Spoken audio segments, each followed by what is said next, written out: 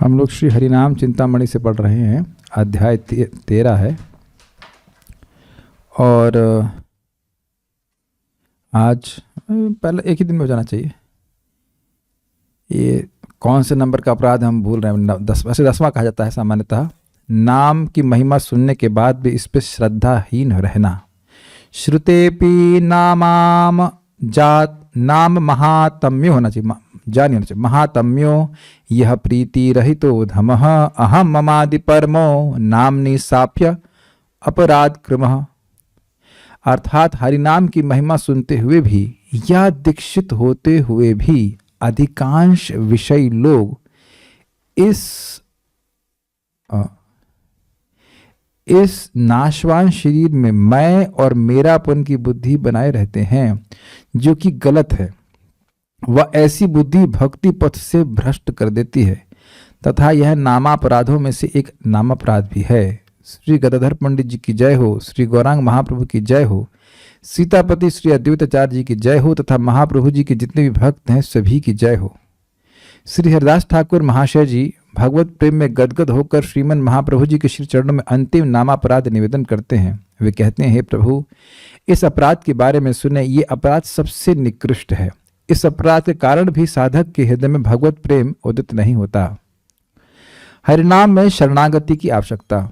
ठाकुर श्री हरिदास जी कहते हैं कि सज्जन व्यक्तियों को चाहिए कि वे पहले वर्णन किए 9 अपराधों को छोड़कर श्री हरिनाम में शरणागत हो। हे गौर हरि, हमारे शास्त्रों में 6 प्रकार की शरणागति के बारे में कहा गया है। हे प्रभु, मेरी तो सामर्थ्य नहीं जो मैं विस्तृत भाव से शरणागति के बारे में वर्णन कर सकूं, तब भी आपकी प्रसन्नता के लिए संक्षेप में कहना चाहूंगा। एक बात छूट गई थी यहाँ पे। देखिए हो क्या रहा है। अगर कोई पूछे हम लोगों से कि क्या हम लोग अपने आप को अपने देह से पृथक पूरा अनुभव कर चुके हैं, तो आप देखेंगे उत्तर है नहीं, अभी ऐसा नहीं हुआ अनुभव। लेकिन सिद्धांततः व्यक्ति स्वीकार करता है कि मैं देह से पृथक आत्मा हूं। ऐसा नहीं कि अब सारी भौतिक इच्छा पूरी तरह से समाप्त हो गई है, लेकिन सिद्धांततः जब स्वीकार करता है तो उस आत्मा की अनुभूति के लिए व्यक्ति कुछ प्रयास करता है। समझ रहे हैं बात? हरिनाम की महिमा सुनता, जैसे मान लीजिए कोई व्यक्ति है, बीमार है, तो वह ठीक नहीं हो गया है लेकिन वह ठीक होना चाहता है, तो प्रतिदिन प्रथम दिवस से ही उसकी विश्वास होता है, श्रद्धा होती है डॉक्टर के ऊपर और दवा के ऊपर। Is it okay? और वह इनिशिएट होता है ठीक होने के प्रोसेस में। मेरी बात आप सब समझ रहे होंगे। इनिशिएशन मतलब हम ठीक हो नहीं गए हैं, इनिशिएशन मतलब हम ठीक होने के प्रोसेस में हमारी शुरुआत हुई है। लेकिन देखिए, इसका अर्थ यह नहीं है कि जिस दिन आपकी फॉर्मली दीक्षा हुई है उसी दिन आप ठीक होना शुरू हुए। क्या यहां कोई भक्त ऐसा है जो बिल्कुल ठीक ना हुआ हो? मेरा प्रश्न समझ रहे हैं? जिसका भवरोग बिल्कुल ठीक ना हुआ हो अब तक? प्रश्न बहुत गंभीरता समझिए। ऐसा नहीं है कि आप जो भक्ति का अभ्यास कर रहे हो उससे आपको कुछ भी लाभ नहीं हुआ। वास्तविक रूप से दीक्षा का मतलब होता है दिव्यम ज्ञानम ददाति इति दीक्षा। जिसमें दिव्य ज्ञान दिया जाता है उसको दीक्षा कहते हैं। ये क्लियर सबको समझ में आ रहा है कि नहीं? एकदम डेफिनेशन यही है। तो जब ज्ञान दिया ही संप्रदाय में ज्ञान दिया जा रहा है, कोई शिक्षा गुरु है चाहे दीक्षा गुरु जो कुछ भी है, वह ज्ञान देते हैं, केवल नाम नहीं दे देते हैं, केवल मंत्र ही नहीं दे देते हैं, वह ज्ञान देते हैं। क्योंकि आप देखेंगे कि दीक्षा लेने के बाद भी अगर किसी को यही नहीं पता है कि वह आत्मा है, भगवान का अंश है, यानी गुरु के मुख से कुछ सुना नहीं है, तो वो करेगा क्या? उस मंत्र का क्या करेगा? कैसे जपना है, कैसे उसका अपराध से बचना चाहिए, वो सब तो उसको जानकारी होगी ही नहीं, तो प्रगति कैसे करेगा? ये लोगों को समझने में बहुत टफ होता है। वो सोचते हैं कि बस एक स्टैंप लग गया, स्टैंप लगने से व्यक्ति पढ़ जाता है। बताइए, ऐसा थोड़ा ना होता है। तो ये संप्रदाय की शिक्षाओं को सही रूप से स्वीकार करना, शुरुआत करना, अपने भव रोग को नष्ट करने के प्रयास की, इसको ही दीक्षा कहा जाएगा। Is that getting clear? जैसे ही हमको मालूम चलता है कि हम इस रोग से ग्रसित हैं, तो व्यक्ति सोचता है, डॉक्टर के पास जाता है और वह डॉक्टर से पूछता है ये दवा, तो वो दवा बता देते हैं लिख करके और दे देते हैं। और उसके बाद व्यक्ति स्वयं सुनिश्चित करता है कि वह सही समय से दवा को खाए। ये तो बिल्कुल क्लियर है ना। अब हमारा रोग क्या है? हमारा रोग यही है कि हम अपने आप को, मैं अपने आप को देह मानता हूं और देह से संबंधित वस्तुओं को अपना मानता हूं, अपने भोग के लिए मानता हूं। यही तो रोग है, अपने स्वरूप को भूले रहना, और जो हमारा स्वरूप नहीं है ये देह, उसको अपना मानता रहना, मैं मानते रहना, है ना। विचारने बात है, ये जो हड्डी अंदर भरी है, ये नाक है, आंख है, ये जो कुछ भी है, ये मैं तो नहीं हो सकता ना। या मेरा हाथ, हम बोलते हैं मेरा मेरा हाथ, लेकिन यह मैं तो नहीं हूं ना। तो हम कम से कम सिद्धांतता तो स्वीकार करें, तब व्यक्ति सोचेगा कि मैं इसकी अनुभूति कैसे करूं। This is very serious stuff. क्योंकि बहुत से लोग जगत में हरिनाम करते हुए देखे जाएंगे, लेकिन उनका यह उद्देश्य बिल्कुल नहीं कि उनको आत्म साक्षात्कार प्राप्त हो। आप लोग मेरी बात से शायद सहमत हो रहे हैं, मतलब समझ पा रहे हैं मैं क्या कह रहा हूं यहाँ पे। तो पॉइंट क्या है कि लोग नाम की महिमा सुनते भी हैं, लेकिन फिर वही घर परिवार में आसक्त रहते हैं, उन्हें जाप करने का कुछ मौका ही नहीं देते हैं अपने आप को। अरे हमारा तो बच्चा है, हमारा तो ये है, हमारा तो वो है, हमारा तो ये काम है, ऐसे काम का बहाना करते हुए वह वस्तुतः अपने नाम के प्रति अश्रद्धा को सूचित करते हैं। देखिए, इस जगत में ही हमने सुना है, एक माता जी बता रहे थे कि उनके पति लौट के आते हैं ऑफिस से, फिर अब जो भी करते हो उसका तुरंत ही बैडमिंटन खेलने चले जाते हैं, तो वहाँ 1-1.5 घंटा समय बिता देते हैं। तो अब जो अच्छा लगता है कार्य, वो तो गृहस्थी में भी समय निकाल ही ले रहा है ना। क्या लौट करके आके लोग घंटे 2 घंटे 3 घंटा टीवी नहीं देखते हैं, लेकिन इधर नाम के प्रति कोई श्रद्धा नहीं है, इसलिए घंटा 2 घंटा में निकालना उनके लिए बहुत भारी होता है। इसमें इस प्रकार के व्यक्ति होता, तो ये नाम के प्रति अपराध है। इतनी महिमा सुनने के बाद भी कोई नाम जप करे ही नहीं। अरे 1 माला 2 माला 4 माला कुछ तो करे, वो कुछ भी नहीं कर रहा है, तो ये दिखा रहा है कि नाम के प्रति अपराध कर रहा है। Is that okay? और दूसरा पॉइंट पे क्या है, दीक्षित होने के बाद भी, अभी ये क्या सिस्टम है? देखिए क्या शब्द है यहाँ पे, दीक्षित होते हुए भी अधिकांश विषयी लोग। भाई जो व्यक्ति दीक्षा ले रहा है तो वह पूरी तरह पवित्र तो हुआ नहीं है, और हो सकता है कि अयोग्य व्यक्ति को दीक्षा दे दी जाए, उसको ट्रेनिंग ना दिया जाए पहले। जैसे पुरश्चर्या कहते हैं कि व्यक्ति पहले कुछ अभ्यास करे 6 महीना साल भर, और उसके बाद उसको ऑब्जर्व किया जाए, 1 साल तक ऑब्जर्व करें गुरु, उसके बाद दीक्षा दें। या तो वह गुरु करें या फिर काउंसलर करें, जो भी इसको रिकमेंड करते हैं, और वो ना देखते हुए केवल दीक्षा दिलवा देने से बहुत खराब होता है। कल भी हमारे सामने क्लास में एक भक्त बैठे हुए थे और बहुत परेशानी का अनुभव कर रहे थे। वही दीक्षा भी प्राप्त की है, इस्कॉन में ही दीक्षा प्राप्त नहीं, कहते मेरे को कोई श्रद्धा नहीं है, मैं गुरु पे श्रद्धा नहीं, मुझे नाम पे श्रद्धा नहीं, ये नहीं वो नहीं। तो हमने कहा आपने दीक्षा ली ही क्यों? तो गलती उनसे ज्यादा उनके उस व्यक्ति की है जिसने उनको रिकमेंड किया। गुरु महाराज से आजकल इस्कॉन में हम नहीं देख पाते हैं, गुरु महाराज नहीं देख पाते कौन व्यक्ति दीक्षा के लिए योग्य है कि नहीं, लेकिन जो व्यक्ति उनको रिकमेंड कर रहा है, उनको उनकी हृदय की स्थिति को देखना चाहिए था। क्या उस व्यक्ति ने कथा सुना, क्या उसका विश्वास हुआ भगवान के नाम पर? भाई विश्वास कैसे होता है? बहुत सिंपल सी बात है, कोई दवा होती है, आप कुछ विश्वास के संग शुरू करते हैं, उसके कुछ प्रारंभिक लाभ भी तो होते हैं। उस प्रारंभिक लाभ को प्राप्त करके व्यक्ति को विश्वास होता है कि दवा कार्य करती है। तो जो इस प्रकार से क्या सकते हैं, क्या बिना किसी अभ्यास के फॉर्मली दीक्षा ले भी लेते हैं, उनका विश्वास नहीं होता और फिर वो नामोच्चारण करते नहीं है। तो जब नामोच्चारण करेंगे ही नहीं, उसका अभ्यास करेंगे ही नहीं, तो उनको लाभ होगा ही नहीं। Is it okay? और वही जो बीमारी थी, मैं ये देह हूं और देह से संबंधित वस्तुएं मेरी, उसी में व्यक्ति पड़ा रहेगा। क्या विज्ञान को आप लोग समझ पा रहे हैं? ओके, उम्मीद है कि समझ रहे होंगे। Go forward.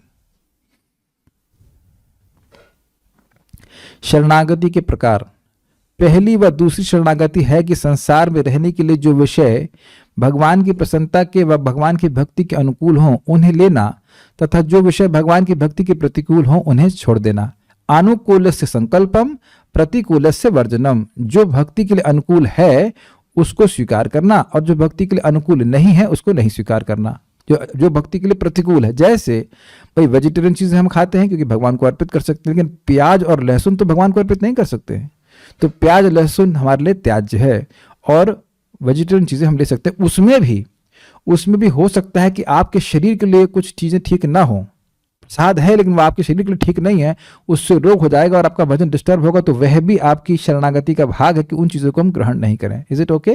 मान लीजिए किसी को डायबिटीज है, तो अब उसके लिए ये उसकी भक्ति के लिए भी अनुकूल नहीं है कि वह मीठा खाए, क्योंकि अगर शरीर रोगी हो जाएगा तो हम भजन नहीं कर पाएंगे। Make sense? अभी आप देखिएगा आगे ये सब बातें आएंगी। दूसरा पॉइंट, भगवान श्री कृष्ण ही मेरे रक्षा करता है, इस प्रकार की सोच रखना। भगवान श्री कृष्ण मेरे पालन करता हैं इस प्रकार की भावना रखना, अपने अंदर हमेशा दीनता का भाव बनाए रखना तथा अपना सब कुछ भगवान श्री कृष्ण के चरणों में निवेदन कर देना ही शरणागति के बाकी 4 लक्षण हैं। पहले तो क्या थे? भक्ति के लिए जो अनुकूल है उसे स्वीकार करना, भक्ति के प्रतिकूल है उसको अस्वीकार करना, भगवान मेरे रक्षक हैं, भगवान मेरे पालक हैं, ये भावना रखना, दैन्यता की भावना रखना और अपना सब कुछ भगवान को समर्पित करना। अब देखिए, थोड़ा समझने का प्रयास करें।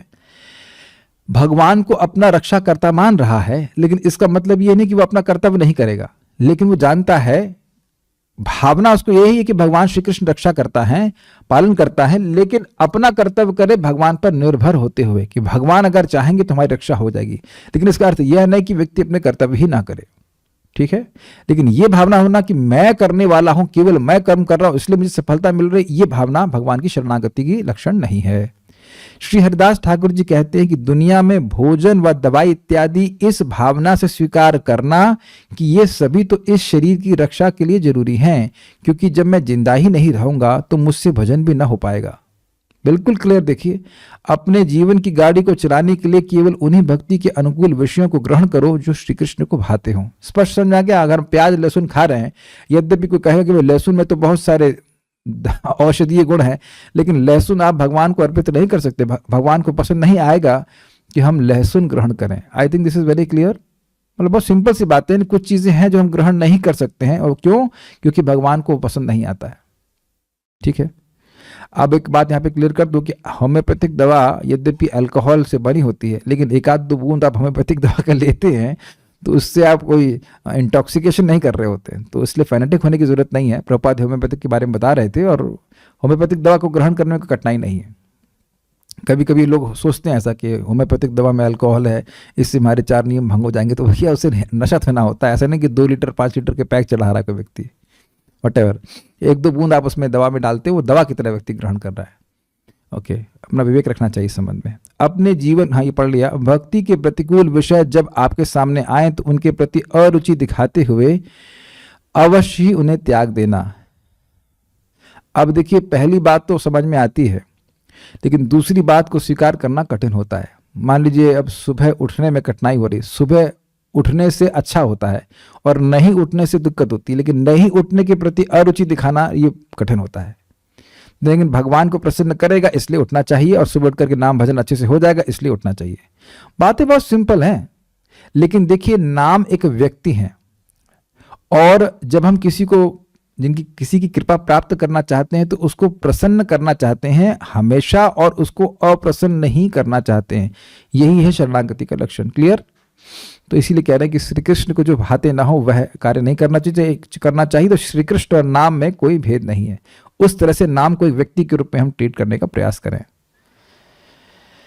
ठीक है, आगे बढ़ते हैं। इस बात को अपने दिल में बिठा लेना कि श्री कृष्ण के बिना मेरा और कोई रक्षा करता व पालन करता नहीं है। तब आप प्रश्न करेंगे, नहीं, इस जगत में तो हमें दिख रहा है बहुत से लोग पालन कर रहे हैं। देखिए, वो पालन कर रहे हैं, लेकिन वह किसी से लेके ही पालन कर रहे हैं, स्वतंत्र रूप से कोई पालन नहीं कर रहा है। ये देखने की क्षमता हमारे पास होनी चाहिए, और जो लोग हमको दे रहे हैं उनके प्रति कृतज्ञ होना ही चाहिए, इसमें कोई दिक्कत नहीं है। लेकिन यह नहीं भूल जाना चाहिए कि वह स्वतंत्र होकर के हमारी सहायता नहीं कर रहे हैं। अगर भगवान उनके अंदर हमारे प्रति कोई प्रेम सौहार्द न रखें तो वह हमें कुछ देने वाले नहीं, किसी भी तरह से, न पति, न पत्नी, न बच्चे, न कुछ भी नहीं। और देखा भी जाता है किस प्रकार से पति विमुख हो जाता है, पत्नी अपने पति से विमुख हो जाती है, बच्चे अपने माता पिता से विमुख हो जाते हैं, बूढ़ा छोड़ देते हैं। तो ये जब तक भगवान उनके प्रति ऐसी कोई प्रेम ना उत्पन्न करें, वो हमारे कुछ हेल्प नहीं करने वाले हैं। तो वस्तुतः भगवान ही हम सबके पालन करता है, ये देखना चाहिए। अभी तो यह तो आपने देखा होगा कि कभी कभी व्यक्ति के घर में कोई अनहोनी होनी होती है, बस वो होते होते रह जाती है। ये कभी हुआ आप लोग के घर में इस प्रकार से? यस, कल ही मैं आपको बता रहा था कि हमारे घर में वो कंबल में आग लगी हुई थी, अंदर आंच लगी हुई थी, हम लोग बस निकल ही रहे थे कि उसमें से बदबू आना शुरू हो गई एकदम सही टाइम पे। सोचिए, अगर वो बाद में जलना शुरू होता जब हम लोग क्लास में हो रहे होते तो घर में आग लग जाती। ऐसा घर में आपने बहुत बार देखा होगा, इज इट नॉट कि एक्सीडेंट होते होते बच जाता है। तो हम लोग इन चीज़ों को नज़रअंदाज करते हैं, हम सोचते हैं कि बाई चांस हो गया, लेकिन ऐसा बाई चांस नहीं होता है। भगवान हमारी रक्षा कर रहे होते हैं। ये समझने का प्रयास कीजिए भक्तों कि आपके जीवन में जो बहुत बड़े बड़े भयानक कष्ट आने वाले थे, भगवान उससे बचा के रखते कि बच्चा हमारा भजन कर ले, आगे से आगे भगवान रक्षा करे चलते ही, सत्य बात है। एक भक्त अभी हमको बता रहे थे, हमारे मित्र हैं, तो एक एस्ट्रोलॉजर किससे के ही सामने बोल रहे थे कि देखिए आप तो कह रहे थे कि मैं 2 साल तक परेशान होऊंगा, मैं मतलब वो व्यक्ति, लेकिन देखिए मैं तो स्वस्थ होने लगा। तो मैंने कहा देखिए वो एस्ट्रोलॉजर बिल्कुल सही बोल रहे थे, वो अपनी दृष्टि से सही बोल रहे थे, लेकिन अब भगवान कैसे हमारे कर्म को चेंज करेंगे वो तो भगवान ही जानते हैं ना, वो तो कोई एस्ट्रोलॉजर नहीं पकड़ सकता है। तो जो व्यक्ति नाम जप करता है, भक्ति करता है, उसके कर्मों को भगवान समाप्त कर देते हैं या फिर वही रखते हैं जो उसके लिए आवश्यक हो, लेकिन ऐसे भयानक विपत्ति में नहीं डालेंगे कि हम भजन ही ना कर पाए। बहुत क्लियर समझिए, भगवान प्रभुपाद बहुत सुंदर बात कहते हैं कि हम किसी के लिए कोई सौभाग्य की रचना नहीं कर सकते, कुछ नहीं कर सकते। जिसको जो भोगना है वो भोगना ही पड़ेगा। केवल अगर कर सकते हैं तो कृष्ण, केवल अगर कर सकते हैं तो कृष्ण, समझ रहे हैं? नहीं तो बताइए, ब्रह्मा जी तो विधान लिखने वाले हैं, तो ब्रह्मा जी से बड़ा राज्य ब्रह्मा जी कैसे दे सकते हैं?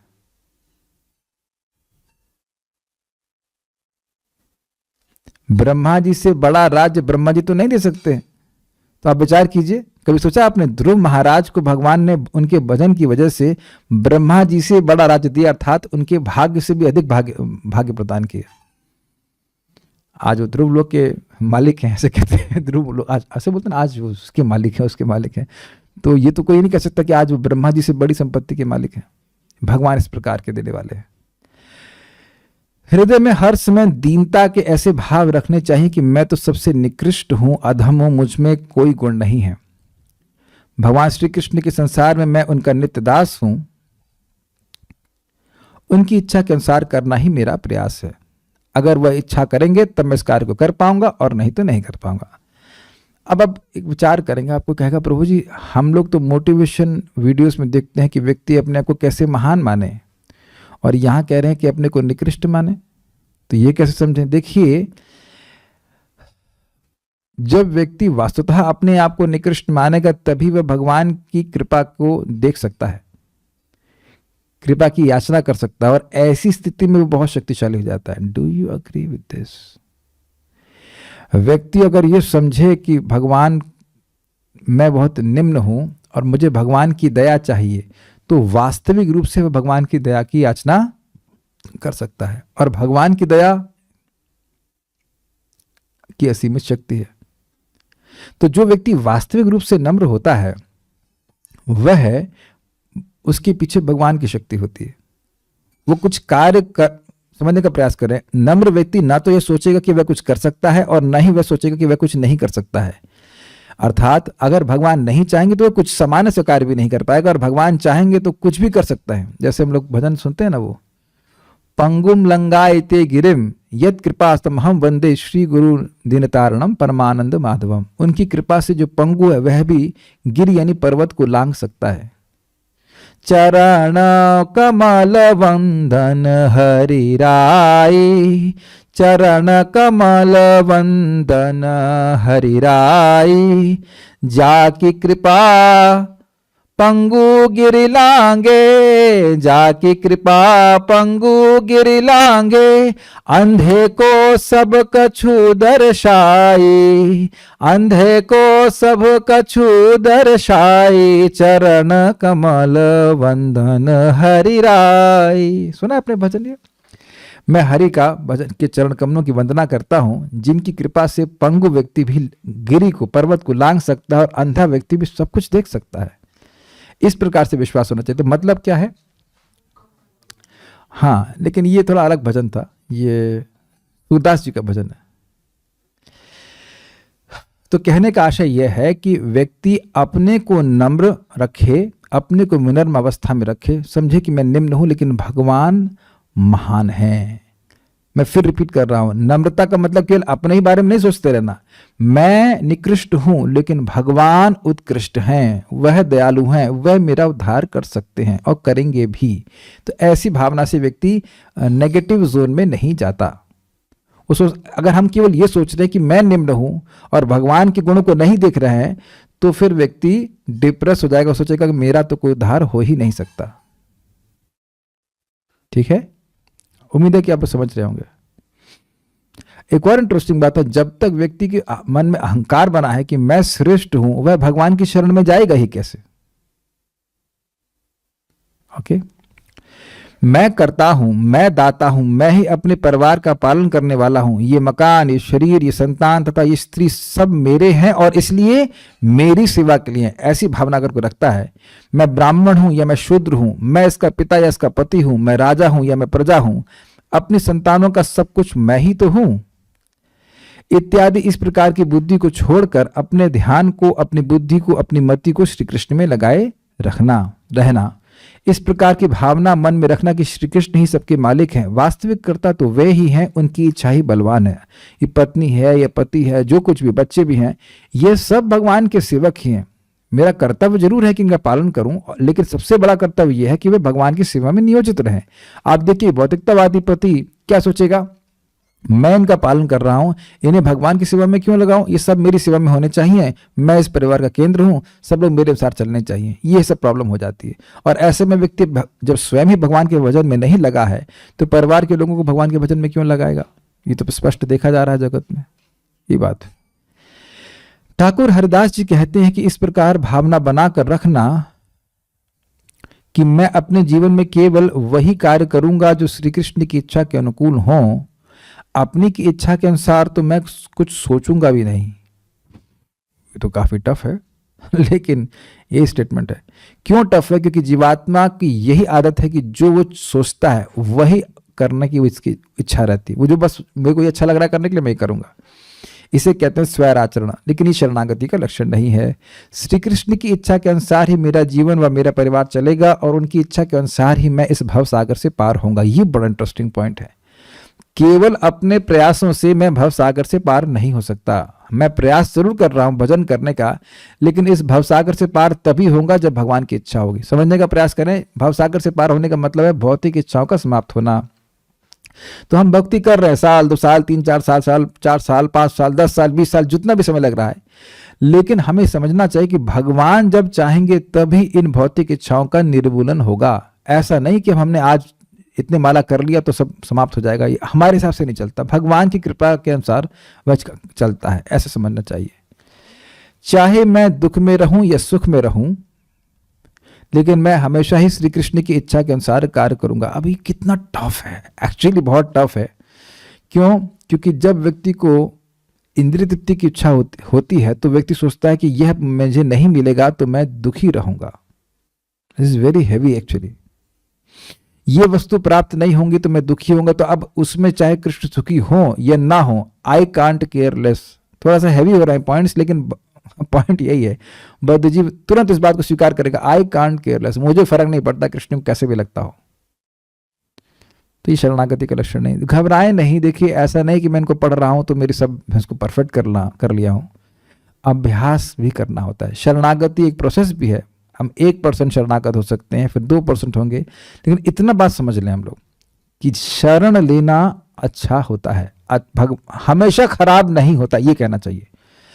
क्या मतलब है? जैसे मछली पानी की शरण लेती है तो जब तक पानी में रहती है खुश रहती है कि नहीं, लेकिन जैसे ही पानी की शरण छोड़ती है और वो हवा की शरण लेती है या पृथ्वी की शरण लेती है तो उसी समय उसका दुख शुरू हो जाता है।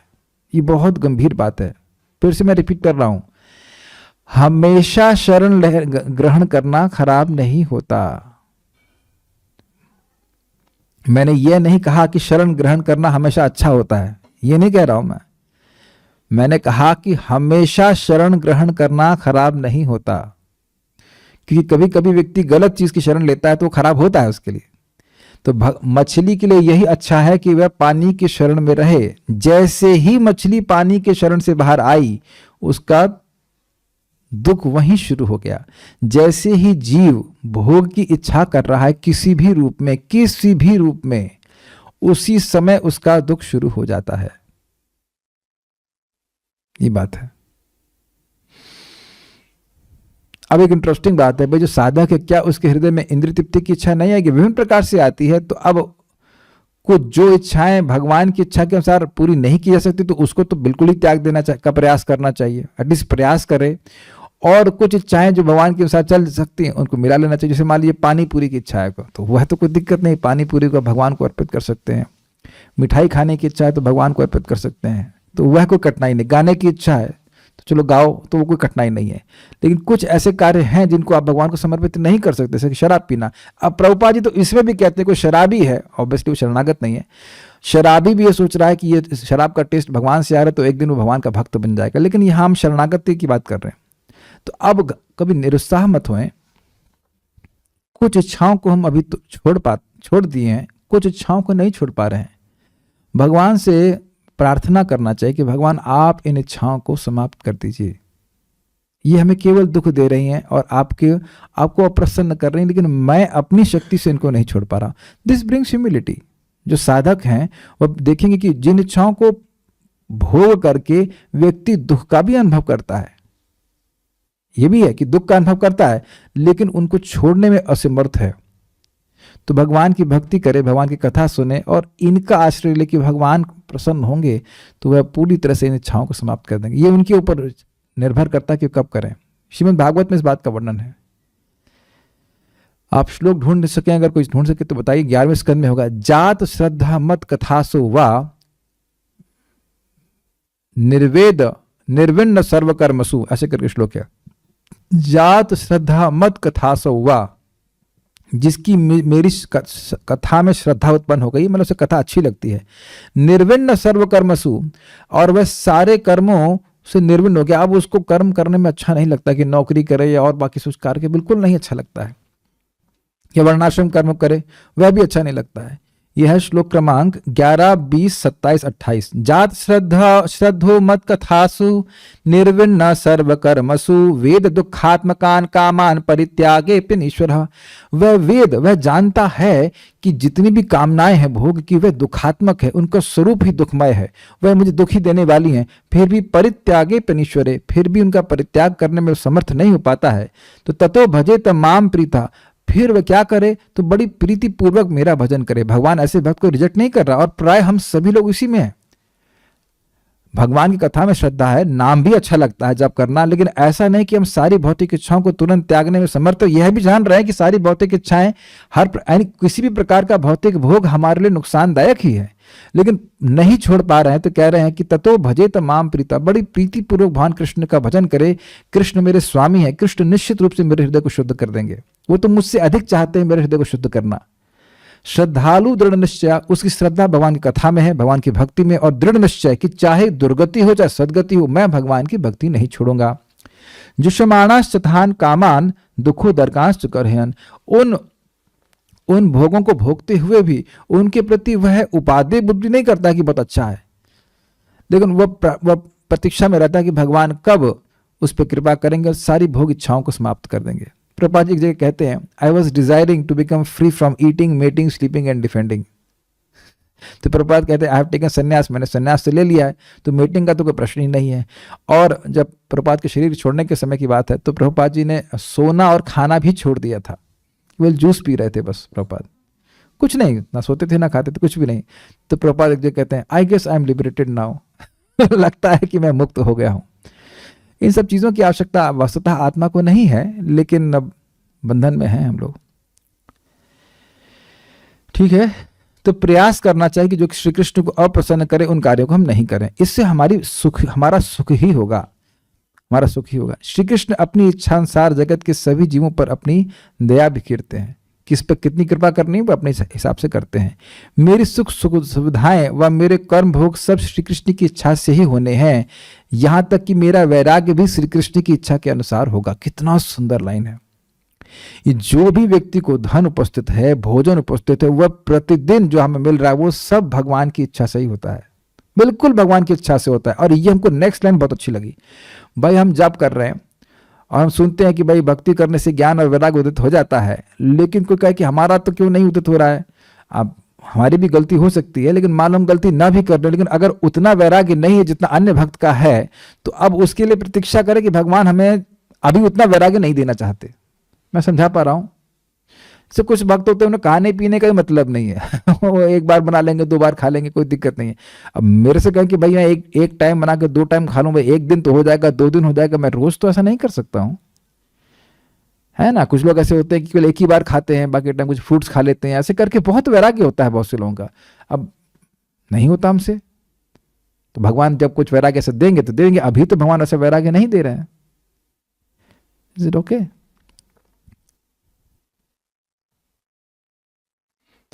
शरणागति होने से ही आत्मनिवेदन होता है। सरल भाव से जब उपरोक्त शरणागति के भाव किसी के हृदय में होते हैं तब उसे आत्मनिवेदन कहा जाता है।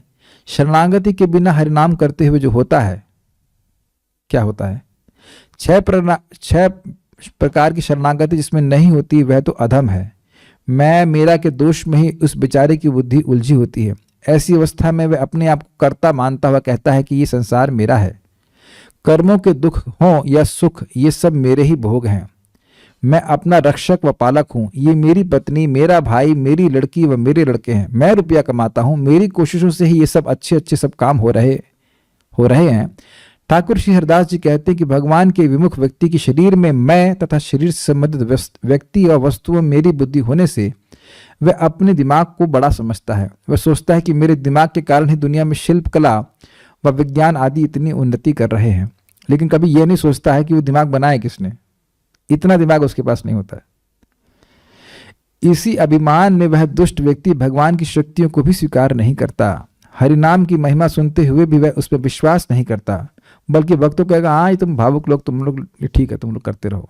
हाँ, लोकाचार की दृष्टि से वह कभी कभी देखा देखी कृष्ण नाम का भी उच्चारण कर लेता है।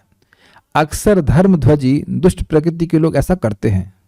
इंटरेस्टिंग है, दुष्ट प्रकृति के हैं लेकिन अब सब लोग राम राम बोल रहे हैं तो वह भी राम राम बोलते हैं। कृष्ण नाम उच्चारण करते हुए भी उनकी कृष्ण नाम में प्रीति नहीं होती है। यही प्रभुपाद जी कहते हैं कि मायावादी लोग भी कभी कभी हरे कृष्णा करते हुए दिख सकते हैं, लेकिन उनको यह अनुभूति कभी नहीं होगी कि ये स्वयं साक्षात कृष्ण है, यानी कि व्यक्ति है, और व्यक्ति से प्रीति होती है, उनकी प्रीति नहीं होती नाम से, तो हम शब्द के रूप में देख रहे हैं उसको। श्री हरिदास ठाकुर जी कहते हैं कि हेला से, यानी कि अवज्ञा से, अनादर से हरिनाम का उच्चारण करने से अनायास ही मुख से श्री कृष्ण नाम निकल जाए तो उसे कुछ ना कुछ पुण्य अवश्य मिलता है, परंतु भगवत प्रेम नहीं मिलता, जो नाम का मुख्य फल है नहीं मिलेगा। यानी कि भगवान के नाम का मुख्य फल जो भगवत प्रेम है वो तभी मिलता है जब भगवान में शरणागति हो। अब हम समझ रहे हैं कि भक्त लोग, कुछ भक्त निरुत्साहित होंगे, प्रभु जी हमारी तो ऐसी शरणागति नहीं है। इसको आप हरिदास ठाकुर जी की शिक्षा से समझें। यही हरिदास ठाकुर जी लखा लोग कहते हैं, निरंतर लव कृष्ण नाम कर तुलसी सेवन, अची रात पावे तुम्ही कृष्णेरा चरण। बहुत ध्यान से सुनिए इस बात को। उन्होंने कहा कि निरंतर तुम भगवान का नाम जप करो और तुलसी जी की सेवा करो और बहुत जल्दी तुम्हें कृष्ण के चरणों की प्राप्ति हो जाएगी, कृष्ण के चरणों में शरण मिल जाएगा। तो वहां प्रभुपाद जी तात्पर्य में कहते हैं कि बहुत से लोग बहुत पापी होते हैं तो वह भगवान की शरण में तुरंत नहीं आ सकते। ऐसा नहीं है कि वह अब हर अनुकूल विषय को स्वीकार करेंगे जो भक्ति के लिए अनुकूल हो, या फिर उस विषय को ग्रहण नहीं करेंगे जो भक्ति के लिए प्रतिकूल हो। Is it okay? क्यों? क्योंकि हृदय में पाप जमा हुआ है, अनर्थ है, उसको विरुद्ध चलाएंगे। नहीं, क्यों भक्ति करोगे? नहीं, अभी तुम्हें इंद्रिय तृप्ति करनी ही पड़ेगी, अभी तुमको इंद्रिय तृप्ति करनी ही पड़ेगी। तो ऐसे में व्यक्ति क्या करे? व्यक्ति जब नियमित रूप से हरे कृष्ण मंत्र करेगा तो ये शरणागति की भाव उसके मन में आएगी। जब वह कुछ गलत करेगा तो उसको अच्छा नहीं लगेगा, उसमें से रस भगवान समाप्त कर देंगे। ये सब साधक लोग समझते हैं। जिन कार्यों को करने में उसको बहुत अच्छा लगता था वह इंद्रिय तृप्ति के कार्य या तो भगवान पूरा गायब भी कर देंगे, और अगर व्यक्ति उसका कुछ मात्रा में भोग कर भी रहा है तो उसको बिल्कुल अच्छा नहीं लगेगा। जैसे मैंने पहले एग्जाम्पल दिया था, कोई शराब पीने वाला व्यक्ति था तो भगवान की शरणागति करना ही नहीं चाहता था, वह शराब छोड़ना भी नहीं चाह रहा था, लेकिन एक माला करने लग गया तो धीरे धीरे करके उसको उस बार में जो बातें होती थी वह खराब लगने लगी, और धीरे धीरे वह शराब की रस को भी भूल गया, शराब का टेस्ट ही भूल गया, शराब पीना छोड़ दिया। क्या सब लोग समझ रहे हैं? तो जितनी भी हमारी शरणागति है भाई, कुछ तो बात माने, हरे कृष्णा करना शुरू करे और उससे उसकी शरणागति का भाव बढ़ जाएगा। मतलब जो भगवान की प्रतिकूल चीजें हैं उसको वह स्वीकार नहीं करेगा, भक्ति के लिए प्रतिकूल चीजों को नहीं स्वीकार करेगा और भक्ति के लिए अनुकूल चीजों को स्वीकार करेगा। तभी तो हम लोग नियमों का पालन कर पा रहे हैं। आप देखिए कि भक्त लोग जो नियमित रूप से जप करते हैं उनके लिए नियमों को पालन करना सहज हो जाता है। एक जुआ नहीं खेलना है, शराब नहीं पीना है, अवैध स्त्री संग नहीं करना, इस नहीं करना है, इसके लिए अपने को बाध्य नहीं करना पड़ता है। Is that okay? I think people will accept that. तो प्रभुपाद यही समझा रहे थे कि आप पहले लोगों को नियम मत बताओ कि ये मत, ये नहीं करना, वो नहीं करना, आप उन लोगों को हरे कृष्ण मंत्र करने के लिए बताइए। प्लीज प्लीज प्लीज प्लीज इस बात को समझिए। लोगों को हरे कृष्ण मंत्र कराएंगे तो हरे कृष्ण भगवान मतलब हरि नाम भगवान स्वयं ही जो भक्ति के प्रतिकूल तत्वों के प्रति जो हमारा आग्रह है उसको स्वीकार करने का, उसको अपने आप नष्ट कर देंगे। क्या ये विज्ञान समझ में आ रहा है सब लोगों को? आप स्वयं भी मान लो कोई, मुझे पता नहीं क्या बीमारी से ग्रसित है, कौन सी बीमारी सबको है, क्लास के बाद कौन क्या क्या करने वाला है मुझे नहीं पता, कोई रिपोर्ट भी नहीं करता है। जब हो गया सब रिपोर्ट करते हैं, जब के बाद क्या हुआ कोई रिपोर्ट देना कर रहा है कि हम ये भी कर रहे थे प्रभु जी, हम वो भी कर रहे हैं, ये तो कोई करेगा नहीं। लेकिन आप अपने आप ही उसको छोड़ दोगे, आप देख लेना, अपने आप ही छोड़ देंगे। जिससे भक्ति का कोई संबंध नहीं, वो अपने आप ही आपको खराब लगने लग जाएगा, और कोई इसमें प्रवृत्त भी होगा तो है क्या टाइम बर्बाद किया, नॉट गुड लाइक दैट। ठीक है, इसलिए जब अच्छे से करने का प्रयास करना चाहिए, वो बाकी सारे सद्गुण लेके आ जाएगा। ठीक है, तो ऐसे लोग जो शरणागति स्वीकार नहीं करना चाहते हैं, तो अब उसमें दिक्कत क्या है? जो अब एक माला भी नहीं करेगा, जो 4 माला 2 माला कुछ करना ही नहीं चाहता है, तो अब वह तो कभी भगवान के नाम का संपर्क करेगा ही नहीं, या करेगा भी तो बहुत हल्का फुल्का, ऐसे नियमित रूप से तो करेगा नहीं। जब नियमित रूप से नहीं करेगा तो फिर अब उसकी शरणागति का भाव बढ़ेगा ही नहीं। शरणागति का भाव समझ पा रहा है? अनुकूल से संकल्पम प्रतिकूल से वर्जनम, ये बात उसके मन में कभी आएगी ही नहीं।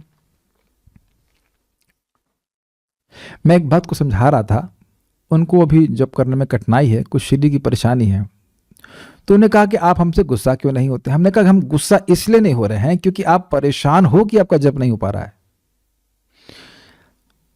और इस समय मेरे पास कोई सोल्यूशन नहीं है कि मैं आपको बता सकूं कि भाई आप ये कार्य करके अपने शरीर को ठीक कर लीजिए। तो जब मैं सोल्यूशन नहीं दे पा रहा हूं तो गुस्सा होने से क्या हो जाएगा? क्या मेरे गुस्सा होने से आपकी नींद चली जाएगी, आपकी बीमारी चली जाएगी? एक भक्त तुमको और बोल देते कि प्रभु जी हमको ये प्रॉब्लम, हमने कहा ठीक है, आप हमारे संग कुछ वो हम लोग जो स्वस्थ रखने के लिए कुछ करते हैं आप साथ में करिए, तो उनको कुछ लाभ हुआ। पॉइंट इज, मेरी बात समझ पा रहे होंगे कि वो भक्त भजन न कर पाने के कारण परेशान थे कि हम भजन नहीं कर पा रहे हैं जैसा हम पहले कर पाते थे, तो वो एक सिंसियरिटी सूचित करता है। Is it all okay? ये सब देखने का प्रयास किया करिए। ऐसा नहीं कि कोई व्यक्ति भजन नहीं कर पा रहा तुरंत बाइप उसको कर दें, तुम तो शरणागत नहीं हो, तुम तो ये हो, तुम वो, ये गलत बात है। उसकी परिस्थिति में अपने आप को रखने का प्रयास करें और देखें कि क्या वो वाकई भक्ति करना चाहता है या फिर वो चीटिंग कर रहा है, लाइक दैट। डोंट जज इमीडिएटली। तो अब शरणागति ना होने का क्या कारण है? इसका मूल कारण क्या है? श्री हरिदास ठाकुर जी कहते हैं कि हरिनाम की महिमा सुनते हुए भी हरिनाम में विश्वास ना होना, वह हरिनाम की महिमा सुनते हुए भी नाशवान शरीर में मैं और मेरेपन की बुद्धि में बनाए रखना, मेरेपन को बुद्धि में बनाए रखना जो 10वां नाम अपराध है, ऐसा अपराध माया में फंसे होने के कारण ही होता है। तो व्यक्ति माया में फंसा हुआ है। अब उसका इलाज क्या है? इस दोष को त्यागने का क्या उपाय है? अतः हमें एक ऐसे निष्किंचन भक्ति खोज करनी होगी जिसके अंदर दुनिया के भोगों की जरा सी भी कामना न हो तथा जो हर समय विषय भोगों को छोड़कर नाम संकीर्तन करता रहता हो। ऐसा निष्किंचन भक्त जब मिल जाए तब साधक को उसकी संगति में रहना होगा तथा अपने विषय भावनाओं को छोड़कर उसकी सेवा करनी होगी। ऐसा करने से धीरे धीरे साधक के अंदर हरिनाम में रुचि होने वाले भावों का संचार होगा तथा मैं और मेरेपन को छोड़कर वह माया से पार हो जाएगा। हरिनाम की महिमा को सुनकर मैं और मेरा के भावों को छोड़कर हरिनाम के शरणागत होना ही भक्त का स्वभाव है। जो भक्त हरिनाम के शरणागत रहकर श्री कृष्ण नाम करते हैं वे श्री कृष्ण प्रेम रूपी महाधन को प्राप्त कर लेते हैं। थोड़ा समझने का प्रयास कीजिए। तो अब आप कहेंगे कि भाई हम ऐसे भक्तों को कहाँ ढूंढें? देखिए, हम तो प्रैक्टिकल बोल रहे हैं भाई। 24 घंटे नाम उच्चारण करता हो, अब ऐसे भक्त तो मिलना बड़ा कठिन है। एटलीस्ट व्यक्तिगत रूप से शास्त्र में तो हम जरूर सुनते हैं, लेकिन आप देख सकते हैं कि हम सब भक्त लोग, सभी लोग प्राय, हम लोग जो जूम पे भक्त जब करने के लिए आते हैं तो वो प्राय ऐसे बहुत से भक्त जो रोज जप करते हैं। It's like 365 days a year, प्रतिदिन साधना करते हैं, प्रतिदिन साधना करते हैं। तो क्या ऐसा एसोसिएशन मिलना आसान बात है? Is it easily available with in 1 kilometre range of your home? क्या आपके घर के 1 किलोमीटर के अंदर ऐसा है? कुछ एक आध दो लोग भाई मंदिर के पास रहते हैं, अलग बात है, लेकिन सामान्यतः ऐसा नहीं होता है। This is some very good hint. देखिए, एक बात समझने का प्रयास करें। जब भी हम प्रगति करते हैं, कहीं भी प्रगति करते हैं, तो हम लोग भले ही हमारी दृष्टि बहुत ऊपर रहे कि वहाँ पहुँच जाएँगे, लेकिन प्रैक्टिकल लेवल पे हम नेक्स्ट लेवल के बारे में सोचते हैं। मैं समझा पा रहा हूँ मैं क्या कह रहा हूँ? मान लीजिए कोई व्यक्ति अब सुबह 8 बजे उठता था, तो वो सीधे 3 बजे के बारे में नहीं सोचेगा। यद्यपि वो सोचेगा कि मैं एक दिन 3 बजे रोज़ उठूँगा, लेकिन वो पहले उठेगा 6 बजे के बारे में। सोचेगा कि मैं 6 बजे कैसे उठ सकता हूँ। Is it okay? तो अब व्यक्ति सोचे कि मैं 24 घंटे नाम उच्चारण करूंगा। अरे वो सब आगे की बात है। पहले आप ये देखिए कि आप 16 माला नियमित रूप से रोज कर पा रहे हैं कि नहीं, दिन प्रतिदिन दिन प्रतिदिन दिन प्रतिदिन। और आप देखेंगे कि जूम में भक्तों का ऐसा संगत मिल जाती है कि ऐसे भक्त आपको दिखेंगे जो रोज आपको दिखेंगे, like every day, day after day, every day.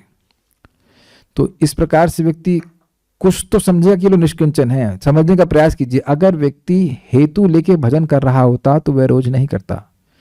आप समझ रहे होंगे, हनुमान जी की पूजा करता है बहुत बार लोग, वो बच्चा पास हो जाए। जनरली ऐसा होता है कि पूजा पाठ करते हैं किसी देवता का कुछ हेतु लेकर के, और जो हेतु पूरा आ जाता है तो फिर अब वो पूजा समाप्त। लेकिन जो भक्त रोज नियमित रूप से जाप कर रहे हैं, तो उनका तो उद्देश्य बड़ा स्पष्ट है कि वे नौकरी प्राप्त करने के लिए, स्वर्ग आदि प्राप्त करने के लिए नहीं कर रहे हैं। सो डोंट टेक इट कि ऐसा आप एक्सप्लिसिटली ब्लैक एंड व्हाइट में मत लीजिए कि जो व्यक्ति जाप 24 घंटे नहीं कर रहा है तो वह निष्किंचन नहीं है। निष्किंचन होने के एस्पिरेशन से युक्त होकर भी लोग निष्किंचन होने की लालसा से युक्त होकर के भी लोग भजन कर सकते हैं, यद्यपि वे 24 घंटे भजन ना कर पाए। शायद आप मेरी बातें समझ रहे होंगे। चाहे वो गृहस्थी में हो, चाहे वो ब्रह्मचारी हो, चाहे कुछ भी हो। I hope this is clear. और ऐसे भक्तों की संगति से भी हम लोग प्रगति करते हैं। मुख्यतः तो ऐसे ही भक्त हम लोग को मिलते हैं जो साधक अवस्था में हो। सिद्ध अवस्था में तो बहुत मुश्किल से मिलते हैं। 10 अपराध से रहित व्यक्ति के लक्षण। जो व्यक्ति अपराध नहीं कर रहा है तो क्या कहो, क्या उसके लक्षण है? अतएव बड़े यत्न के साथ साधु निंदा को छोड़कर शुद्ध मन से भगवान के श्रेष्ठत्व को समझें कि भगवान सभी देवताओं से श्रेष्ठ हैं। हृदय से ये माने कि भगवान विष्णु ही परम तत्व हैं। और इसीलिए आप देखिए बारंबार श्रीमद् भागवत में इस बात को रखा जाता है कि भगवान विष्णु ही श्रेष्ठ हैं, कृष्ण ही श्रेष्ठ हैं। जो हरिनाम के गुरु हैं, जो हरिनाम की महिमा बखान करने वाले शास्त्र हैं, उन्हें सर्वोत्तम समझे, उनके प्रति आदर बुद्धि हो, तथा भगवान के ये नाम विशुद्ध हैं व चिन्मय है, इसे हृदय से माने। नाम की महिमा को काल्पनिक न समझें। साधकों को चाहिए कि वे पापों की लालसा व पापों के कारण को यत्न के साथ छोड़े। अब का मतलब क्या है कि अगर कदाचित पाप हो भी जाए तो भी भगवान का भजन नहीं छोड़े, प्रयास करे कि जो पाप करने वाली परिस्थिति है उससे वे दूर रहे। तथा जो श्रद्धालु लोग हैं उनके बीच में शुद्ध हरिनाम का प्रचार करें। शुद्ध हरिनाम का प्रचार का मतलब हुआ वह हरिनाम जो भगवान की भक्ति प्राप्त करने के लिए किया जाता है। शरणागत भक्त के अलावा सभी शुभ कर्मों से अपने आप को हटाकर तथा प्रमाद को छोड़कर हर समय भगवान का स्मरण करता रहता है। मतलब भगवान की भक्ति के अलावा जो भी शुभ कर्म है उनको छोड़ देता है। उसे क्या करना, उसे हमारी भक्ति तो बढ़नी नहीं है। और उसके बाद प्रमाद का मतलब है जितना ध्यान पूर्वक संभव हो सके वैसे ध्यान पूर्वक यानी सावधानी पूर्वक नाम जप करने का प्रयास करता है। देखिए जैसे इस क्लास में असावधानी पूर्वक भी हम सुन सकते हैं। अरे बोलने दो यार, कुछ भी बोलता है वही बात बोलता है, कृष्ण भगवान है वही बोलेगा। और एक है कि हम सावधानी पूर्वक समझने का प्रयास कर रहे हैं कि बोला क्या जा रहा है। तो ऐसी सावधानी में भी मन बहुत जगह जाता है, लेकिन आप प्रयास कर रहे हो कि समझा क्या जा रहा है। और प्लीज समझने का प्रयास कीजिए, ये है सेवा। बहुत बार लोग सोचते हैं कि कोई साधु है, उसके हमने चरण दबा दिए, उसका सर दबा दिया, उसको भोजन करा दिया तो वह सेवा है। वो है सेवा, उसमें कोई संदेह नहीं है। लेकिन जो मुख्य सेवा है वो यह है कि कोई भी साधु जिन पे आपको श्रद्धा है वह कुछ बता रहे हैं हमारे हित के लिए, तो उसको ध्यान पूर्वक सुनना, तभी उसको साधु संग कहा जाता है। हमको बहुत अच्छी लाइन लग रही है, साधु संग कोई शरीर नहीं, कोई वेश नहीं, वह उपदेश है। कितना उपदेश को हम ग्रहण किए हैं। और ये श्रीमद् भागवत में आता है, उक्त भी अपनी वाणी के द्वारा कोई साधु सहायता करता है, जैसे कोई वैद्य या डॉक्टर अपनी वाणी के द्वारा सहायता करता है। आप ये खाइए और आप ये मत खाइए।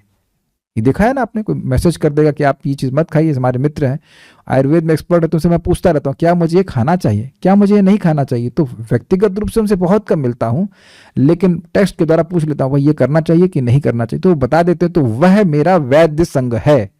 और वैद्य जी के चरण भी दबाऊं भी करूं, और उसके बाद अगर हम वह बात माने ही नहीं जो वैद्य कह रहा है, तो हमने वैद्य का संग नहीं किया, हमें स्वास्थ्य लाभ नहीं होगा। समझ रहे हैं मेरी बात? ऐसा नहीं कि मेरा मित्र अगर मेरे घर पे आएगा तो हमसे पानी भी नहीं पूछूंगा, that would be very rude.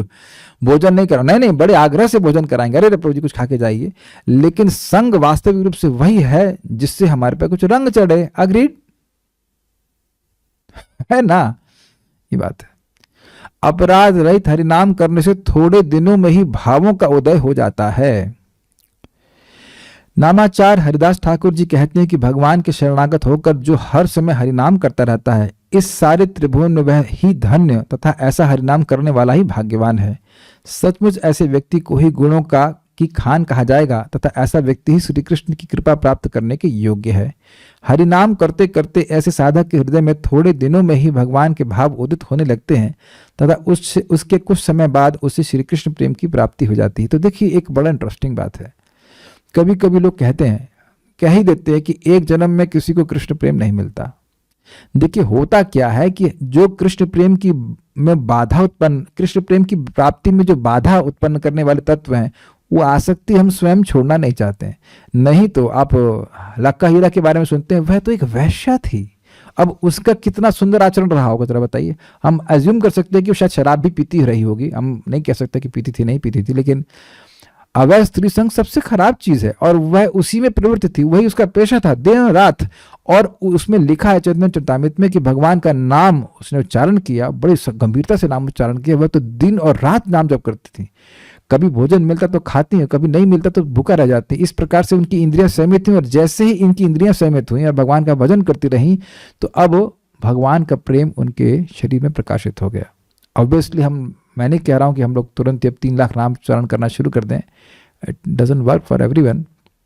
लेकिन उन्होंने करके दिखाया कि एक ही जीवन में, दैट मीन्स लाइक युवावस्था से शुरू किया, ये भी नहीं कह सकते बचपन से शुरू किया, युवावस्था, और वो युवावस्था की इतनी गर्हित थी, ऐसी अवस्था से तुरंत टर्न अराउंड करके भगवान का भजन करना शुरू किया और एक ही जन्म में कृष्ण प्रेम की प्राप्ति करी।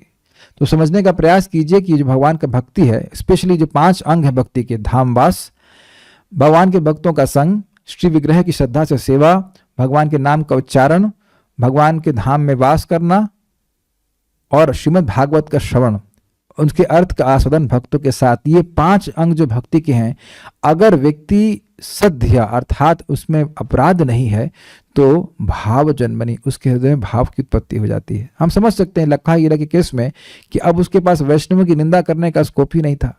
अब 3 लाख नाम उच्चारण करने का मतलब है कि दिनों रात कर रही थी। कितना अमेजिंग सिंसियरिटी थी। यहां तक कि मधाई, कितना बड़ा भोगी, कितने बड़े पापी, वह भी, हमको तो समझ में नहीं आता कैसे होता है, लेकिन अगले दिन से ही वो 2 लाख नाम उच्चारण करने लगा और महान ब्रह्मचारी बन गया। तो ऐसा नहीं कि नाम में शक्ति नहीं है, लेकिन कुछ हमारी तरफ से भी कमी है। तो अगर हम इतना नाम नहीं भी कर पा रहे तो कम से कम 16 माला जप कर रहे हैं, बहुत अच्छी बात है, करें, और उसके बाद बाकी समय उसमें ऐसे कार्य ना करें जो हमारे जाप को डिस्टर्ब करें। उम्मीद है कि आप मेरी बात समझ रहे होंगे। उन्नति का क्रम, श्री हरिदास ठाकुर जी कहते हैं कि शरणागत भाव से निरंतर हरिनाम करने वाले साधक अक्सर थोड़े दिनों के बाद ही भगवान श्री कृष्ण की इच्छा से भाव की स्थिति से भगवत प्रेम की स्थिति में पहुंच जाते हैं। बताइए, तमाम यानी समस्त शास्त्र के अनुसार भगवत प्रेम की स्थिति को प्राप्त करना ही सर्व सिद्धि है। हे प्रभु, आपने ही तो कहा था कि जो भक्त अपराध रहित होकर हरिनाम करेगा वही प्रेम धन को प्राप्त करेगा। निरपराधे नाम लैया पाबे प्रेम धन, तार मध्य सर्वश्रेष्ठ नाम संकीर्तन, निरपराध नाम लैया पाबे प्रेम धन। सारे अंगों, भक्ति के अंगों में सर्वश्रेष्ठ भगवान के नाम का कीर्तन है, और अगर निरपराध रूप से नाम उच्चारण करेगा तो वह व्यक्ति भगवान के प्रेम की प्राप्ति करेगा। व्यतिरेक भाव से इसकी चिंता, ये तो अन्वय से हुआ पॉजिटिव, और नेगेटिव में कैसे, देखिए श्री हरिदास ठाकुर जी कहते हैं कि यदि कोई अपराधों को न छोड़कर हरिनाम करता भी है तो हजारों साधन करने पर भी वह भगवान की प्रेम भक्ति को प्राप्त नहीं कर पाता है। ज्ञानी को ज्ञान से मुक्ति एवं कर्मी को कर्मों से भोगों की प्राप्ति तो हो जाती है, परंतु सुदुर्लभ भक्ति केवल शुद्ध साधुओं के अनुगत्य में निर्मल भाव से रह करके हरिनाम की साधना करने से ही प्राप्त होती है, जो कि जीवों का परम लक्ष्य है। इसके अलावा और कोई उपाय नहीं है। ये थोड़ा समझना प्रयास कीजिए बोले क्या। वो ये कह रहे हैं कि देखो, व्यक्ति कहे कि मैं हरिनाम के प्रति अपराधों को नहीं छोड़ूंगा, लेकिन देखो मैं अन्य अन्य बहुत सारे साधन करूंगा और मुझे प्रेम भक्ति प्राप्त हो जाएगी। तो क्या उत्तर है? नहीं होगी। नाम अपराध से बचे बिना व्यक्ति को प्रेम भक्ति प्राप्त नहीं हो सकती है। इसलिए वी कैन नॉट से कि इसके मतलब हम नाम अपराध नहीं करते रहेंगे और भगवान का प्रेम प्राप्त हो जाएगा। Does not work like that. We must avoid करना ही चाहिए। ठीक है। शुद्ध भक्ति की तुलना में मुक्ति और भोग नगण्य है। साधन की निपुणता के द्वारा अति ही अल्प समय में एवं अति ही अल्प साधना द्वारा भक्ति लता को प्रेम द्वारा भक्ति क्या लिख गया रखिए। साधन की निपुणता के द्वारा अति ही अल्प समय में एवं अति ही अल्प साधना द्वारा भक्ति लता को प्रेम फल देती है। कहने का मतलब यह है कि अगर व्यक्ति अपराध से बचता है तो बहुत कम समय में ही उसकी बहुत तीव्र प्रगति होती। वस्तुतः नारद मुनि दासी पुत्र थे और वह 4 महीने में ही भगवत प्रेम की स्थिति को प्राप्त कर लिए थे। लेकिन उनके संग बड़ी इंटरेस्टिंग बात थी कि वह उनकी वाणी में बहुत संयम था। उनकी इंद्रियां पूरी तरह संयमित थी।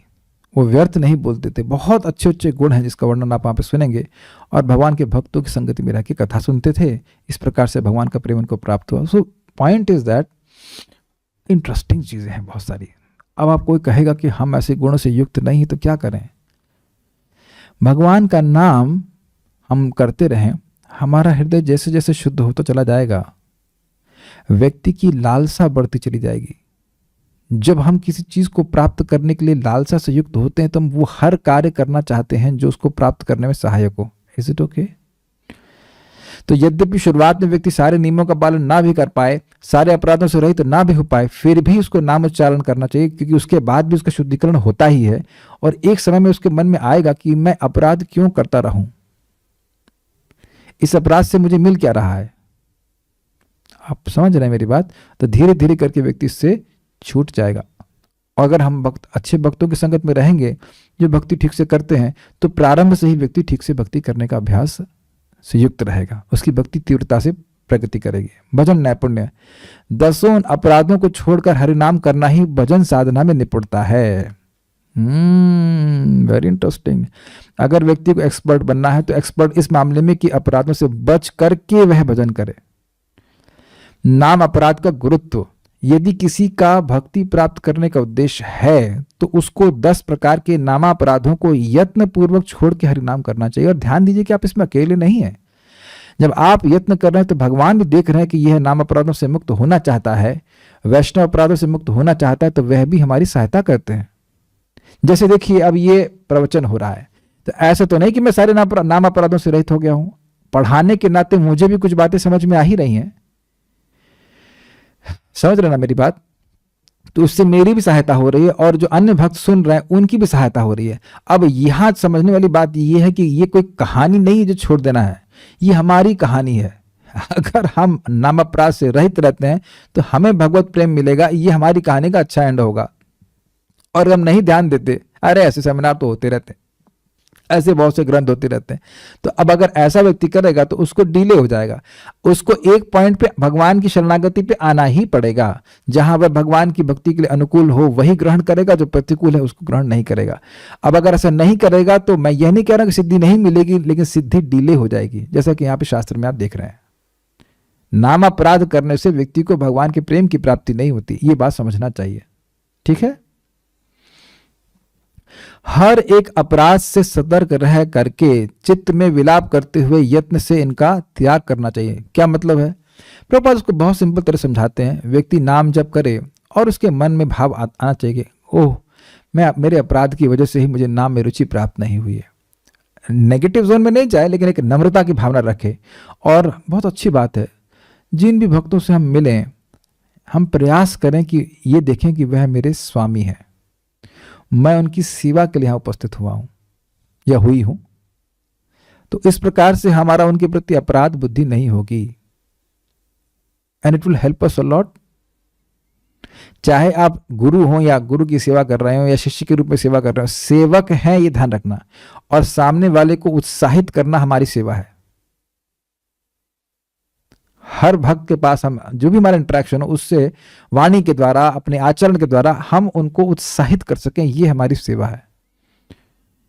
मैं कई बार भक्तों को डांट लगाता हूँ, कभी कभी लोग समझ नहीं पाते हैं। कुछ भक्त आते हैं जूम पे, वो ऐसे मुंह घुमा कर बैठे रहते, तो आपको देखकर कौन उत्साहित होगा? Is it not? Who will become, है ना? मान लीजिए मैं आप लोग ऐसे इस प्रकार से मैं आप लोग क्लास दूं तो काफी अच्छा लगे आप लोग को, मैं लगे कोई दूसरे व्यक्ति को क्लास दे रहे हैं। Does it work like that? कि कभी ऐसा होता है? आप लोगों को मैं देख रहा हूँ, कभी व्यक्ति मान लीजिए कुछ कर रहा हो तो मैं मजाक बना देता हूँ, but there is some interaction, there is some relationship, is it not? लोग इतने अजीब है, वो सोचते हैं कि हम उन लोगों को देखने के लिए आए कि कौन जूम में जब कर रहा है, अरे हु केयर्स, ऐसा था ना होता है हम। लेकिन कुछ लोग ऐसा करते हैं, सब लोग ऐसा नहीं करते हैं। अगर आपको मुंह ही घुमाना था तो फिर जूम में आए ही क्यों? और कुछ लोग तो और मजेदार हैं, वो बैठेंगे ऐसे और बीच बीच में देखते हैं, हाँ जी जब करें फिर से ऐसे बन गए। अरे ये कौन सिखाया आपको? This looks all very odd ना। मैं आप लोगों को ऐसे क्लास दे रहा हूँ, ऐसे ऐसे बात कर रहा हूँ, फिर उधर देख लेता हूँ ऐसे। तो कौन क्लास में आना चाहेगा बताइए? आप में से कोई आना चाहेगा ऐसे मैं क्लास देना शुरू करूँ? Would you like to have it? मैं आपको कल भी बता रहा था, जब मैं मंदिर ज्वाइन किया था, केवल एक भक्त, उनका नाम बता रहा हूँ, गौर सुंदर प्रभु, श्रीमान गौर सुंदर प्रभु, इतना सुंदर जप करते थे, देख करके हम बड़ा प्रसन्न हो जाते हैं। उन्होंने कहा, उस वक्त मेरे से बैठा भी जाता नहीं था, लेकिन मैं देखता था कि वाह वाह प्रभु जी कितना बढ़िया माला करते हैं। बिल्कुल बैठ जाएंगे तो वो उठेंगे ही नहीं। अब 5:15 या 5:20 पे बैठे तो अब 7 बजे ही उठेंगे, तब भी वो उठना नहीं चाहते थे, अब उसका सफाई चालू हो जाती थी तब उठते थे। तो एक हमारे मन में भी लालसा आती थी कि कितना अच्छा भक्ति कर रहे हैं, कितने अच्छे से भक्ति कर रहे हैं। और उसका प्रभाव उनके आचरण पे दिखता था, कैसे उनका बड़ा नम्र व्यवहार था, भक्तों से बड़ी शालीनता से बात करते थे, बहुत अच्छा लगता था। हम कितने भी दुर्गुण से युक्त हों, भगवान के नाम के प्रभाव से हमारे अंदर शालीनता आ ही जाती है, कुछ तो शालीनता, कुछ तो नम्रता आ ही जाती है। Is it okay? तो ये सब बातें हैं, यत्न करना चाहिए, ठीक है। हर एक अपराध से त्याग से सतर्क रह करके चित्त में विलाप करते हुए यत्न से इसका त्याग करना चाहिए, इनका त्याग करना चाहिए। हरिनाम प्रभु के चरणों में निवेदन करना चाहिए कि आप कृपा करके मेरे सभी अपराधों को ध्वंस कर दो, क्योंकि हरिनाम प्रभु की कृपा होने से ही ये अपराध खत्म होंगे। बड़ा इंटरेस्टिंग है भाई, जिसके प्रति अपराध कर रहे हो उसी वही तो अपराध को क्षमा करेगा। तो नाम अपराध हो रहा है तो नाम प्रभु से क्षमा मांगना चाहिए कि भाई प्रभु हमसे बड़ी गलती, मैं बहुत बड़ा अपराधी हूं और मुझे आप क्षमा कीजिए। नाम प्रभु की कृपा के बिना अन्य किसी भी प्रकार के प्रायश्चित से अपराध क्षय नहीं हो सकता। यही प्रभुपाद जी अपने तात्पर्य में समझाते हैं कि इस नाम अपराध का कोई अटोनमेंट नहीं है, बस यही है कि व्यक्ति नम्र भावना में नामोच्चारण करता रहे कि मुझसे अपराध हो रहे हैं, तभी तो मेरा प्रेम नहीं भगवान के प्रति जागृत हो रहा है। लेकिन नेगेटिव जोन में जाने की जरूरत नहीं है, केवल इससे नम्रता की भावना को हृदय में रखना चाहिए। लास्ट सेक्शन है नाम अपराधों को त्यागने का उपाय। भोजन व विश्राम आदि केवल दैहिक कार्यों को छोड़कर बाकी किसी भी काम में समय को व्यर्थ ना गंवाकर हरिनाम करते रहने से सारे नाम अपराध चले जाते हैं, क्योंकि निरंतर हरिनाम करते रहने से अपराध करने का अवसर ही नहीं रहता। Got it? भाई भोजन बनाना है, सोना है और थोड़ा वक्त नौकरी करना, जो कुछ करना है, अब बाकी टाइम वह अगर भगवान का नाम उच्चारण करेगा, कथा सुनता रहेगा, तो अपराध कैसे बनेगा? आप वैष्णव की निंदा तो तभी करेंगे ना जब जीभ उसमें लगेगी। हरे कृष्ण हरे कृष्ण हरे कृष्ण हरे कृष्ण बोल रहे हैं, तो फिर कैसे बताइए आप नाम अपराध करेंगे? नहीं हो पाएगा। और ध्यान देने वाली बात है कि जैसे नाम उच्चारण होता जाता है अधिक अधिक, तो उसका हृदय शुद्ध होता जाता है, तो उसकी सहज श्रद्धा नाम के ऊपर और जागृत हो जाती है। ये विज्ञान है। यदि कभी अपराध हो भी जाए तो रात दिन नाम करते हुए पश्चाताप करना चाहिए, जिससे अपराध नष्ट हो जाते हैं और हरिनाम का मुख्य फल मिलता है, यानी प्रेम। अपराध नष्ट होने से ही शुद्ध नाम उदित होता है, जो कि भावमय और प्रेममय होता है। नामाचार्य श्री हरिदास ठाकुर जी बड़ी दीनता के साथ भगवान श्री चैतन्य महाप्रभु के चरणों में प्रार्थना करते हुए कहते हैं, हे महाप्रभु, मुझ पर ऐसी कृपा करो जिससे मैं सदा सर्वदा इन सभी अपराधों से बचकर शुद्ध नाम के रस में ही मग्न रहूं। दश अपराधे न हृदय न पाशे, कृपा करी महाप्रभु मजी नाम रसे। ये इसका बांग्ला है। श्रीला भक्तिविनोद ठाकुर जी कहते हैं कि मैं नामाचार्य श्रीला हरिदास ठाकुर की कृपा से ही कौतूहल पूर्वक हरिनाम चिंतामणि का गान करता हूं। तो यहाँ बातें हैं, कुछ प्रश्न भक्तों के, उसको हम लेकर के रुकेंगे। क्या कितनी जल्दी हम नाम उच्चारण शुरू कर सकते हैं? क्या रात के 12 बजे 1 बजे कर सकते हैं? हाँ, तब भी कर सकते हैं, कोई दिक्कत नहीं है। हमें माला बोल के करनी चाहिए कि मन में करनी चाहिए? बोल के करनी चाहिए। जो मायावादी इस भाव से नाम लेते हैं तो क्या ये भी उनको प्यूरिफाई करता है? इस भाव से कि मतलब हेला से तो हाँ शुद्ध करता है, लेकिन शुद्धिकरण बहुत धीरे धीरे होता है। नारद जी के गुण कहाँ से सुने? प्रथम स्कंद के 5वां अध्याय, जहां तक मैं समझ रहा हूं 5वां 6वां अध्याय में देखिएगा नारद जी का जीवनी।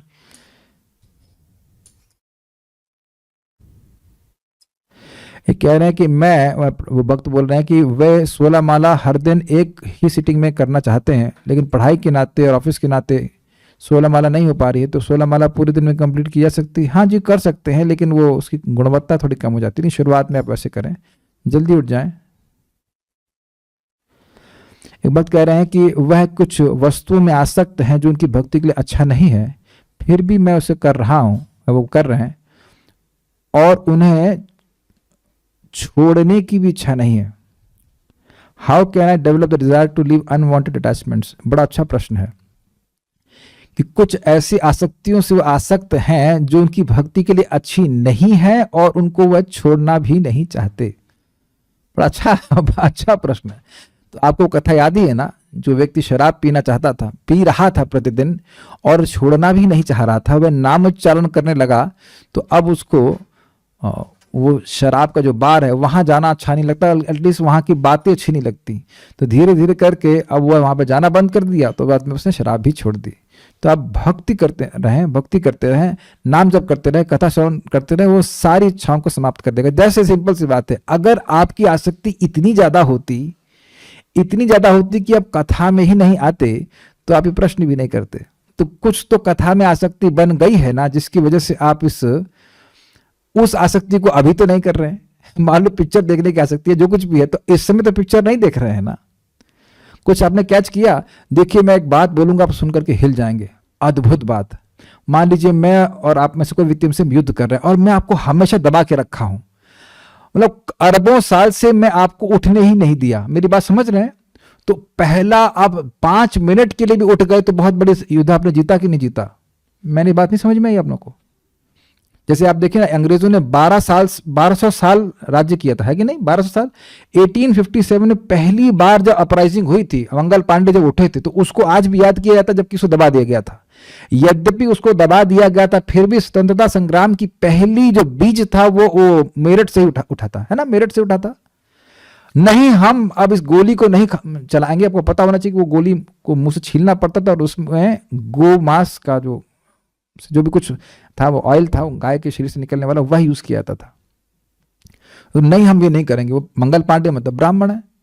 आप मेरी बात समझ रहे हैं? बहुत अच्छी बात है। अनादिकाल से जीव दबा हुआ है माया के अंदर, माया की ही सेवा में लगा है। तो अब वो अगर 10 मिनट के लिए भी माया की सेवा नहीं कर रहा है तो उसकी बहुत बड़ी उपलब्धि है। और आप तो 2 घंटा जब करते हैं, भगवान का भोजन प्रसाद ग्रहण करते हैं, तो इस 24 घंटे में अगर घंटा 1.5 घंटा अगर माया में पड़ भी गए तो भी बहुत बड़ी जीत हुई आपकी। मैं माया में पढ़ने के लिए प्रोत्साहित नहीं कर रहा हूं आपको, मैं कह रहा हूं कि आप ऑलरेडी माया से कितना जीत लिए। जैसे भी मैं रेवती को कल समझा रहा था, ये कितना जबरदस्त प्रोग्राम है।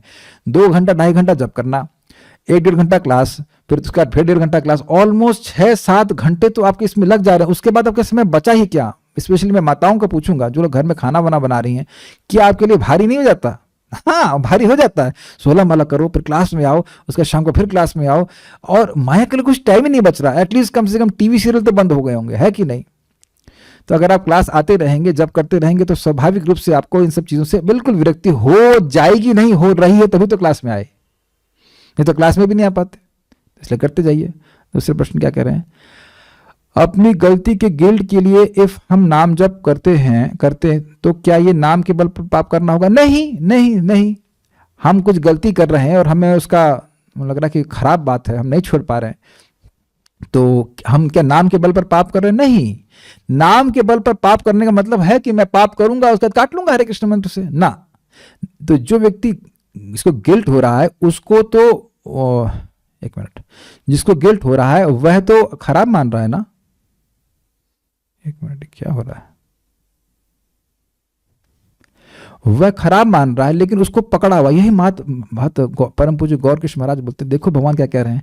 सर्व धर्मान परित्यज्य मामेकम शरणम व्रज अहम त्वाम सर्व पापेभ्यो मोक्षयिष्यामि मा शुचः। भगवान पाप छोड़ने के लिए नहीं कह रहे हैं, वह धर्म छोड़ने के लिए कह रहे हैं। कह रहे सारे धर्मों को छोड़ करके तुम मेरी शरण में आओ, पाप मैं छुड़वा दूंगा। तो ये भक्त अपने जीवन में अनुभव करेंगे कि वो चाहते हैं तब भी नहीं पाप छूटता है, तो नाम उच्चारण करना चाहिए, नाम की शरणागति लेना चाहिए। भगवान आप हमारे इस अपराध को नष्ट कीजिए, हमारे इस पाप को नष्ट कीजिए। और ये देखा गया, साधक प्रयास करते हैं लेकिन उनके प्रयास से भी वो गंदी आदत जाती नहीं, तो भगवान के नाम उच्चारण के द्वारा उस पर विश्वास होता है कि नाम उच्चारण के द्वारा ही जाएगा, और उसी से ही जाता है, उसी से ही जाता है। जैसे हमने सुनते हैं चैतन्य भागवत में कि मधाई भगवान का नाम उच्चारण करने लगा तो ब्रह्मचारी हो गया। ऐसा नहीं कि पहले ब्रह्मचारी हो गया फिर नाम उच्चारण करने लगे।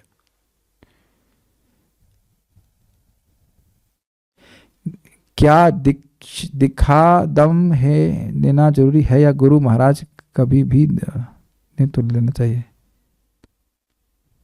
पता नहीं क्या कहने, समझ नहीं आया। क्या दीक्षा दम में ही लेना, धाम में ही लेना जरूरी है या गुरु महाराज कभी भी दे तो ले लेना चाहिए? भाई कभी भी मिले तो ले लेना चाहिए, लेकिन एक बात ध्यान रखें, खुद यह जरूर चेक कर लें कि क्या हमारी जप नाम में श्रद्धा हो गई है। नहीं तो अगर साधना का अभ्यास नहीं है तो दीक्षा लेने मात्र से व्यक्ति साधना नहीं करने लग जाता।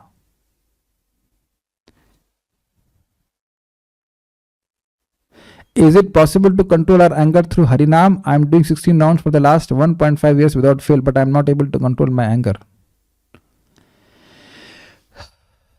कुछ भी एंगर को कंट्रोल नहीं कर पा रहे हैं क्या? कोई भी क्रोध पे आपका कंट्रोल नहीं हुआ। एक सच्ची घटना बता रहे हैं, गुरु कृपा प्रभु, तो उनसे कोई मायावादी भगवान के बारे में बात कर रहा था और भगवान को निराकार कह रहा था, तो वो क्रोधित हो गए। तो बोले अरे तुम भजन कर रहे हो और तुम क्रोधित हो रहे हो। कहते अगर मैं भजन नहीं कर रहा होता तो मैं तुम्हारी नाक तोड़ देता, लेकिन अभी मैं जप कर रहा हूं तो इसलिए केवल क्रोधित हो रहा हूं शब्दों से। तो ऐसा नहीं कि क्रोध में कोई भी परिवर्तन नहीं। दूसरी बात, आप जरूर 1.5 साल से जप कर रहे हैं, लेकिन क्या आप वाकई सुबह उठ करके बढ़िया से जप कर रहे हैं? क्या आप वाकई वैष्णव सिद्धांतों को समझ रहे हैं? तो मुझे नहीं पता उसके बारे में, लेकिन मैं नहीं समझ रहा हूँ कि 1.5 साल में कोई बहुत ज़्यादा परिवर्तन शुरुआत में महसूस होता है। शुरुआत में मतलब क्योंकि व्यक्ति ठीक से करता भी नहीं, हरे कृष्ण राम हरे कृष्ण राम हरे कृष्ण राम से करता हो। आप अगर 16 माला रोज सुबह करें 6 महीना और उसका देखिए क्या कुछ परिवर्तन आ रहा है कि नहीं, और आप नोटिस करेंगे कि जरूर कुछ ना कुछ परिवर्तन आता है। ऐसा नहीं होता कि नहीं आता। ओके, और कोई प्रश्न नहीं है। अक्रूर प्रभु करना चाहते हैं, मैं give a chance, just give me a second. पहले हम यहाँ पे हरिनाम की जय बोलते हैं। श्री हरिनाम प्रभु की जय, श्रील प्रभुपाद की जय, निताय गौर प्रेमानंदे। So will stop here now.